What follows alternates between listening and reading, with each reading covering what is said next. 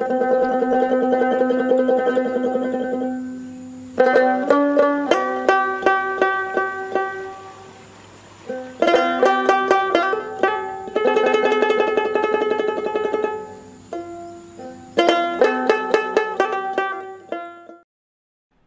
হিসাবে ওলের চাষ অনেক ক্ষেত্রেই লাভজনক।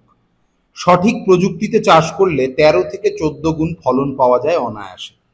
তবে মাঘের শেষ থেকে ফাল্গুনে কিছুটা আগাম লাগালে যেমন দাম পাওয়া যাবে, দেরি করলে ততটা নাও মিলতে পারে।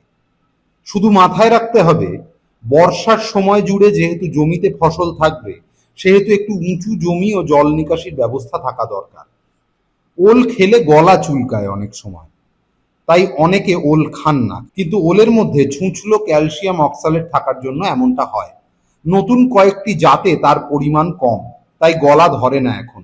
সেই কারণেই নতুন জাতের এই ওল চাষের বিস্তার ঘটছে পশ্চিমবঙ্গে। উষ্ণ ও আর্দ্র আবহাওয়া ওল গাছ খুব পছন্দ করে, সেই জন্য খরিফ মরশুমে এর চাষ হয়। সারাদিন রোদ পায় আর জল দাঁড়ায় না এমন জমি ওল চাষের জন্য আদর্শ। চাষ ও মই দিয়ে জমির মাটি ঝুরঝুরে এবং সমতল করতে হবে। এরপর আগাছা ভালোভাবে পরিষ্কার করে নিতে হবে। সাধারণভাবে বৈশাখ জ্যৈষ্ঠ মাসে ওল রোয়া হয়, কিন্তু ভালো সেচের ব্যবস্থা থাকলে ফাল্গুন চৈত্র মাসেও লাগানো যায়। বরং এই সময়ে লাগালেই ভালো, কারণ আগে ভাগে ফসল ওঠে বলে বাজারে দাম পাওয়া যায়। বীজ হিসাবে ব্যবহারের জন্য কদিন রোদে ওল গরম করে নিলে অঙ্কুরোদ্গম ভালো হয়। কেজি খানেকের মতো গোটা বীজকন্দ পেলে ভালো, না হলে ৫০০ গ্রাম থেকে ১ কেজির মতো মুখির অংশ সমেত টুকরো টুকরো করে কেটে বসাতে হয়। বীজ বসানোর আগে অবশ্য শোধন করা দরকার।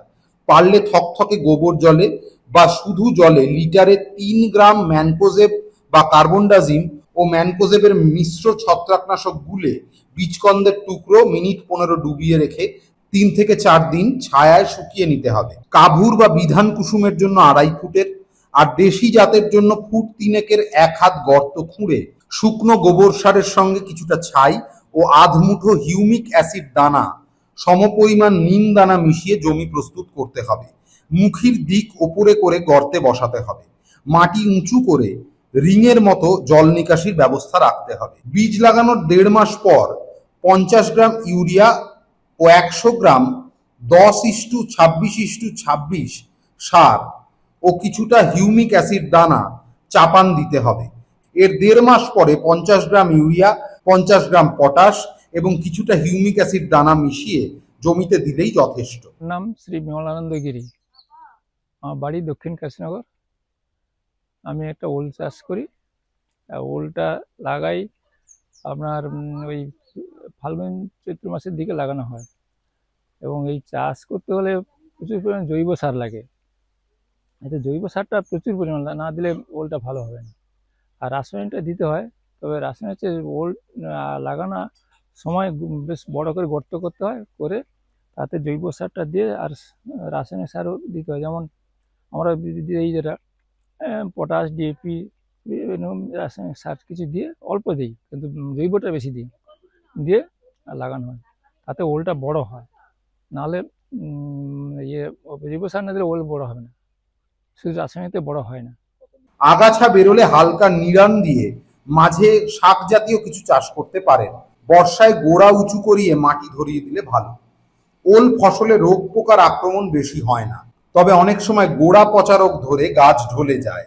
বর্ষার সময় ধসা বা পচা রোগের উপদ্রব মনে হলে সবার আগে জমির জল নিকাশি ব্যবস্থার দিকে নজর দিন। সাইমক্সানিল প্লাস ম্যানকোজেব মিশ্র ছত্রাকনাশক ২.৫ গ্রাম প্রতি লিটার জলে গুলে ১ থেকে ২ বার স্প্রে করলে উপকার পাওয়া যাবে। ৫ থেকে ৬ মাসে পাতা হলুদ হয়ে আসলে ওল তোলা যাবে। পুজোর সময় তুললে দাম ভালো পাবেন, তবে প্রয়োজন মতো কয়েক মাস জমিতে রেখেও তুলতে পারেন ওল। উন্নত জাতের বিঘা প্রতি ৭ থেকে ৮ কুইন্টাল ওল লাগিয়ে ১৫০ থেকে ১৭০ কুইন্টাল ফলন পাওয়া যায়।